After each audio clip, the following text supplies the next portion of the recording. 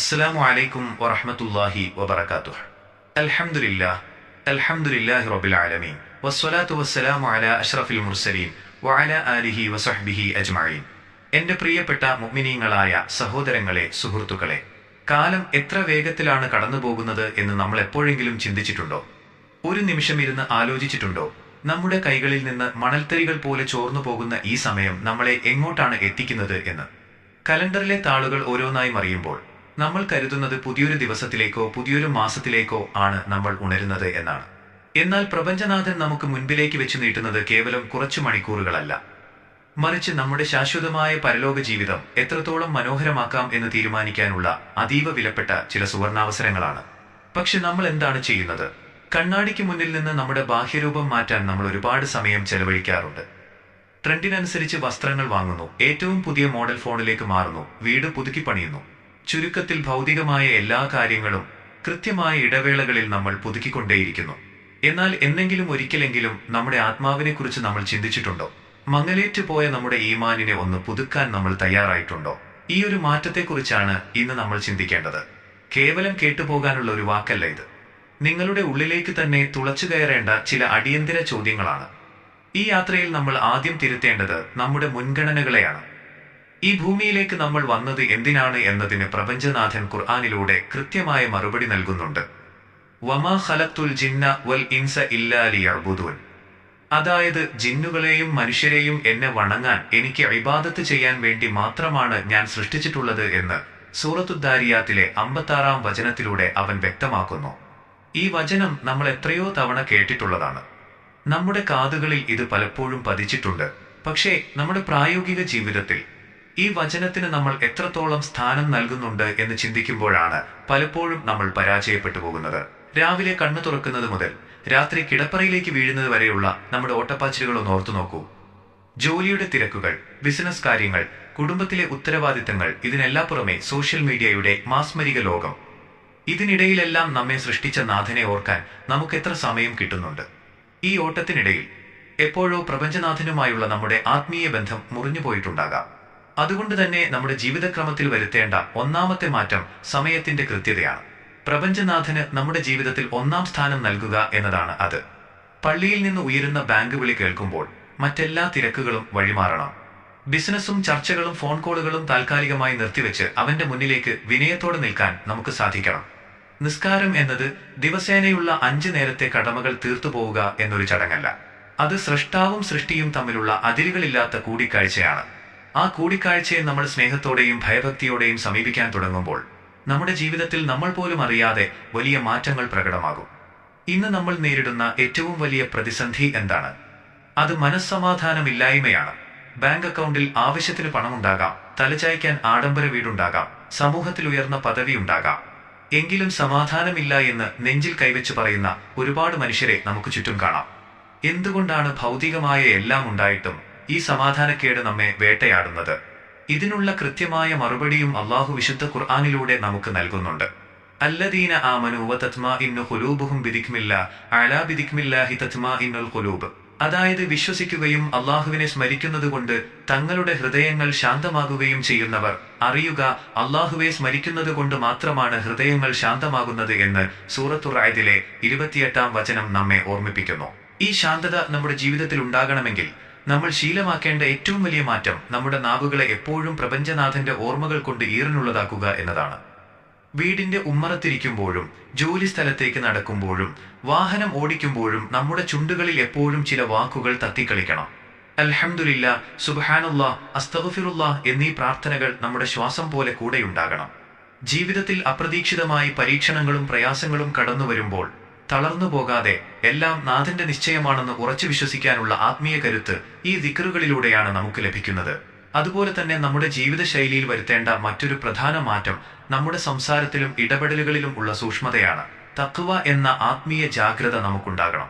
വിരൽത്തുമ്പിൽ ലോകം ഒതുങ്ങുന്ന ഈ സോഷ്യൽ മീഡിയ കാലഘട്ടത്തിൽ നമ്മൾ അറിയാതെ ഒരുപാട് തെറ്റുകളിലേക്ക് വീണുപോകുന്നുണ്ട് എന്നതാണ് യാഥാർത്ഥ്യം. മറ്റുള്ളവരെ പരിഹസിക്കുന്ന ട്രോളുകൾ പങ്കുവയ്ക്കുക, പരദൂഷണം പറയുക, വ്യാജവാർത്തകൾ ഗ്രൂപ്പുകളിലേക്ക് ഫോർവേഡ് ചെയ്യുക എന്നതെല്ലാം ഇന്ന് പലരും വളരെ നിസ്സാരമായിട്ടാണ് കാണുന്നത്. എന്നാൽ പരലോകത്ത് നമ്മൾ ഓരോരുത്തരും അക്കൗണ്ട് ബോധിപ്പിക്കേണ്ടി വരുന്ന വലിയ കുറ്റങ്ങളാണിവ എന്ന് നമ്മൾ മറന്നുപോകരുത്. ഒരു യഥാർത്ഥ മുഅ്മിൻ എപ്പോഴും തന്റെ നാവിനെ സൂക്ഷിക്കുന്നവനായിരിക്കും. പ്രവാചകൻ തിരുമേനി അരുളിയിട്ടുണ്ട്, അള്ളാഹുവിലും അന്ത്യദിനത്തിലും വിശ്വസിക്കുന്നവൻ നല്ലത് പറയട്ടെ, അല്ലെങ്കിൽ മൗനം പാലിക്കട്ടെ. നമ്മുടെ ജീവിതത്തിൽ നമ്മൾ എടുക്കേണ്ട ഏറ്റവും ശക്തമായ തീരുമാനം എന്റെ നാവുകൊണ്ടോ വിരലുകൾ കൊണ്ടോ മറ്റൊരാൾക്കും ഒരു വിഷമവും ഉണ്ടാകില്ല എന്നതാണ്. മറ്റുള്ളവരുടെ കുറ്റങ്ങളും കുറവുകളും അന്വേഷിച്ച് നടക്കാൻ നമുക്ക് എളുപ്പമാണ്. എന്നാൽ അതിന് സമയം കളയാതെ സ്വന്തം പോരായ്മകൾ എന്തൊക്കെയാണെന്ന് സ്വയം വിലയിരുത്തി അത് തിരുത്താൻ നമ്മൾ സമയം കണ്ടെത്തണം. നമ്മുടെ മാറ്റങ്ങൾ കേവലം വ്യക്തിജീവിതത്തിൽ മാത്രം ഒതുങ്ങിയാൽ പോരാ, അത് നമ്മുടെ കുടുംബജീവിതത്തിലേക്കും പടരേണ്ടതുണ്ട്. വീടുകൾ എന്നാൽ കേവലം രാത്രി വന്ന് കിടന്നുറങ്ങാനുള്ള കോൺക്രീറ്റ് കെട്ടിടങ്ങൾ മാത്രമല്ല. അവ പരസ്പരമുള്ള കാരുണ്യത്തിന്റെയും സ്നേഹത്തിന്റെയും ശാന്തതയുടെയും കേന്ദ്രങ്ങളാകണം. ദിവസവും വീട്ടിലുള്ളവരോട് ഇടപെടുമ്പോൾ നമ്മുടെ മുഖത്ത് ഒരു ചെറിയ പുഞ്ചിരി ഉണ്ടാകണം. പ്രായമായ മാതാപിതാക്കളോട് അല്പം സൗമ്യമായി സംസാരിക്കാനും ജീവിത പങ്കാളിയോടും മക്കളോടും കരുണയോടെയും സ്നേഹത്തോടെയും പെരുമാറാനും നമുക്ക് സാധിക്കുന്നുണ്ടോ എന്ന് നമ്മൾ സ്വയം ചോദിക്കണം. ഇന്നത്തെ വീടുകളിലെ കാഴ്ചകൾ എന്താണ്?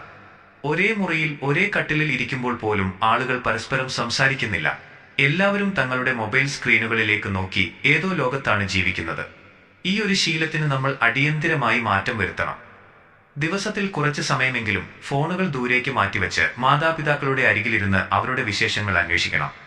മക്കളെ അരികിലിരുത്തി അവർക്ക് നല്ല ദീനീപരമായ കാര്യങ്ങളും ധാർമ്മികതയും പറഞ്ഞുകൊടുക്കണം. കാരണം കുടുംബ ബന്ധങ്ങൾ ചേർത്തു നിർത്തുന്നവനാണ് യഥാർത്ഥ മുഅ്മിൻ. കുടുംബം പോലെ തന്നെ നമ്മൾ അങ്ങേയറ്റം സൂക്ഷ്മത പുലർത്തേണ്ട മറ്റൊരു മേഖലയാണ് നമ്മുടെ സാമ്പത്തിക കാര്യങ്ങൾ. നമ്മൾ അധ്വാനിച്ചുണ്ടാക്കുന്ന പണം അത് വരുന്നത് പൂർണ്ണമായും ഹലാലായ മാർഗത്തിലൂടെ മാത്രമാണെന്ന് ഉറപ്പുവരുത്താൻ നമുക്ക് സാധിക്കണം. സംശയമുള്ളതോ ഹറാമായതോ ആയ ഒരു ചെറിയ തരി പോലും നമ്മുടെ ശരീരത്തിലേക്കോ നമ്മൾ ഏറെ സ്നേഹിക്കുന്ന നമ്മുടെ മക്കളുടെ ശരീരത്തിലേക്കോ എത്താതിരിക്കാൻ നമ്മൾ അതീവ ജാഗ്രത പുലർത്തണം. കാരണം ഹറാമായ ഭക്ഷണം കഴിച്ച് വളരുന്ന ശരീരം നരകത്തിനാണ് ഏറ്റവും അർഹമായത് എന്ന് റസൂലുള്ളാഹി സ്വല്ലല്ലാഹു അലൈഹി വസല്ലം നമ്മെ ഗൗരവത്തോടെ പഠിപ്പിച്ചിട്ടുണ്ട്. നമ്മൾ കഷ്ടപ്പെട്ട് അധ്വാനിക്കുന്ന സമ്പത്തിൽ നിന്ന് മറ്റുള്ളവർക്ക് ദാനധർമ്മങ്ങൾ ചെയ്യാനും നമ്മൾ മടിക്കരുത്. കൈവശമുള്ള പണം കുറഞ്ഞു പോകുമോ എന്ന ഭയത്താൽ പിശുക്ക് കാണിക്കുന്നത് നമ്മുടെ ജീവിതത്തിലെ ബർക്കത്ത് ഇല്ലാതാക്കും.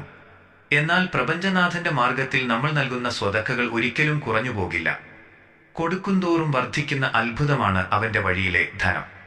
ജീവിതത്തിൽ മാറ്റങ്ങൾ വരുത്തണം എന്ന് നമ്മൾ ആത്മാർത്ഥമായി ആഗ്രഹിക്കുമ്പോൾ പിശാച് നമ്മുടെ മനസ്സിലേക്ക് അലസതയുടെ വലിയൊരു വല നെയ്യാൻ തുടങ്ങും.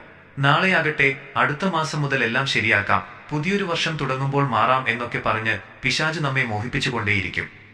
എന്നാൽ ആ നാളെ എന്നത് നമ്മുടെ ജീവിതത്തിൽ ഉണ്ടാകുമെന്ന് എന്താണ് ഉറപ്പ്? നമ്മൾ കണ്ടുവച്ചിരിക്കുന്ന ആ നാളേക്ക് മുൻപ് മരണത്തിന്റെ മാലാഖ നമ്മുടെ അടുക്കലേക്ക് കടന്നുവരില്ല എന്ന് ആർക്കെങ്കിലും ഉറപ്പുണ്ടോ? അതുകൊണ്ട് മാറ്റങ്ങൾ നാളേക്ക് മാറ്റിവെക്കാനുള്ളതല്ല, അത് ഇന്നിൽ നിന്ന്, ഈ നിമിഷത്തിൽ നിന്ന് തന്നെ തുടങ്ങേണ്ടതുണ്ട്. കഴിഞ്ഞകാല തെറ്റുകളെ ഓർത്ത് ദുഃഖിച്ച് പ്രപഞ്ചനാഥനിലേക്ക് പൂർണ്ണമായി മടങ്ങാൻ നമ്മൾ ഈ സമയം ഉപയോഗപ്പെടുത്തണം. അള്ളാഹു എത്രയോ കരുണാമയനാണ്. അവൻ തന്റെ ദാസന്മാരുടെ തൗബയെ എപ്പോഴും സ്വീകരിക്കുന്നവനാണ്. വിശുദ്ധ ഖുർആനിലൂടെ അവൻ നൽകുന്ന ആശ്വാസം എത്ര വലുതാണെന്ന് നോക്കൂ. ഖുൽ യാ ഇബാദിയല്ലദീന അസ്റഫു അലാ അൻഫുസിഹിം ലാ തഖ്നതു മിൻ റഹ്മത്തില്ലാഹ് ഇന്നല്ലാഹ യഗ്ഫിറുദ്ദുനൂബ ജമീഅ ഇന്നഹു ഹുവൽ ഗഫൂറുർ റഹീം. അതായത്, തങ്ങളോട് തന്നെ അതിക്രമം പ്രവർത്തിച്ച എന്റെ ദാസന്മാരെ, അള്ളാഹുവിന്റെ കാരുണ്യത്തെക്കുറിച്ച് നിങ്ങൾ നിരാശരാകരുത് എന്ന് സൂറത്തു സുമറിലെ 53-ാം വചനത്തിലൂടെ അവൻ പ്രഖ്യാപിക്കുന്നു. തീർച്ചയായും അള്ളാഹു പാപങ്ങളെല്ലാം പൊറുക്കുന്നവനാണ്. അവൻ ഏറെ പൊറുക്കുന്നവനും കരുണാനിധിയുമാകുന്നു എന്ന ഈ വചനം നൽകുന്ന ആശ്വാസം ചെറുതല്ല. നമ്മൾ എത്ര വലിയ തെറ്റുകൾ ചെയ്തവരാണെങ്കിലും അള്ളാഹുവിന്റെ കാരുണ്യത്തിന്റെ വാതിലുകൾ നമുക്ക് മുന്നിൽ കൊട്ടിയടക്കപ്പെട്ടിട്ടില്ല. ഹൃദയം ഉരുകിക്കരഞ്ഞ് യാ അള്ളാഹ്, എനിക്ക് നീ പുറത്തു തരണമേ എന്ന് ആത്മാർത്ഥമായി ചോദിച്ചാൽ അവൻ മാപ്പ് തരും. ആ ഒരു മടക്കം ഈ മാസം നമ്മുടെ ജീവിതത്തിൽ ഉണ്ടാകണം. നമ്മുടെ രാത്രി നമസ്കാരങ്ങൾ വീണ്ടെടുക്കണം. എല്ലാവരും ഉറങ്ങുന്ന സമയത്ത് അള്ളാഹുവിന്റെ മുന്നിൽ കൈകൾ ഉയർത്തി കരയുന്ന ആ അനുഭവം നമ്മുടെ ജീവിതത്തെ പ്രകാശപൂരിതമാക്കും. മാറ്റങ്ങൾ പെട്ടെന്ന് ഒരു ദിവസം കൊണ്ട് ഉണ്ടാകണമെന്നില്ല, പക്ഷെ ചെറിയ ചെറിയ ചുവടുവെപ്പുകളിലൂടെ നമുക്ക് വലിയ മാറ്റങ്ങൾ ഉണ്ടാക്കാൻ സാധിക്കും. ദിവസവും ഒരു പേജ് എങ്കിലും ഖുർആൻ അർത്ഥം മനസ്സിലാക്കി ഓതുക. 5 വഖ്ത് നിസ്കാരം കൃത്യസമയത്ത് ജമാഅത്തായി നിർവഹിക്കാൻ ശ്രമിക്കുക. നാവിനെ പരദൂഷണത്തിൽ നിന്ന് കാത്തുസൂക്ഷിക്കുക. മാതാപിതാക്കളെ സേവിക്കുക എന്നിവയെല്ലാം നമ്മുടെ ജീവിതത്തിന്റെ ഭാഗമാക്കി മാറ്റുക. ഈ ഒരു മാസം നമ്മൾ ദീനിലേക്ക് കൂടുതൽ അടുക്കാൻ തീരുമാനിച്ചാൽ അള്ളാഹു നമ്മുടെ ജീവിതത്തിലെ എല്ലാ പ്രയാസങ്ങൾക്കും എളുപ്പമുണ്ടാക്കി തരും. നമ്മൾ അള്ളാഹുവിലേക്ക് ഒരു ചുവടെടുത്താൽ അവൻ നമ്മിലേക്ക് 10 ചുവടെടുക്കും എന്നാണ് ഹദീസ് ഖുദ്സിയിൽ വന്നിട്ടുള്ളത്. അതുകൊണ്ട് ഈ സുന്ദരമായ അവസരം നമ്മൾ പാഴാക്കരുത്. പരലോക വിജയം മാത്രമായിരിക്കണം നമ്മുടെ ലക്ഷ്യം. ഈ ദുനിയാവ് താൽക്കാലികമായ ഒരു പരീക്ഷണശാല മാത്രമാണ്. ഇവിടെ നമ്മൾ ചെയ്യുന്ന നല്ല കാര്യങ്ങളാണ് നാളെ പരലോകത്ത് നമുക്ക് തുണയാകുന്നത്. അതുകൊണ്ട് വരാനിരിക്കുന്ന ദിവസങ്ങളെ അള്ളാഹുവിന് ഇഷ്ടപ്പെട്ട രീതിയിൽ ധന്യമാക്കാൻ നമുക്ക് സാധിക്കട്ടെ. നമ്മുടെ ഹൃദയങ്ങളെ അള്ളാഹു ദീനിൽ ഉറപ്പിച്ചു നിർത്തട്ടെ. പ്രപഞ്ചനാഥൻ നമ്മുടെ ജീവിതത്തിൽ വന്നുപോയ ചെറുതും വലുതുമായ എല്ലാ തെറ്റുകുറ്റങ്ങളും മാപ്പ് ചെയ്തു തരട്ടെ. നമ്മുടെ മാതാപിതാക്കൾക്ക് ദീർഘായുസ്സും ആരോഗ്യവും നൽകട്ടെ. ദുനിയാവിലും ആഖിറത്തിലും വിജയിക്കുന്ന സ്വാലിഹീങ്ങളുടെ കൂട്ടത്തിൽ നമ്മെ ഉൾപ്പെടുത്തട്ടെ. ആമീൻ. നിങ്ങളുടെ ജീവിതത്തിൽ നാളേക്ക് മാറ്റിവെക്കാതെ ഇന്നു മുതൽ വരുത്താൻ പോകുന്ന ആ ഒന്നാമത്തെ മാറ്റം എന്താണ്? താഴെ കമന്റ് ബോക്സിൽ രേഖപ്പെടുത്തുമല്ലോ.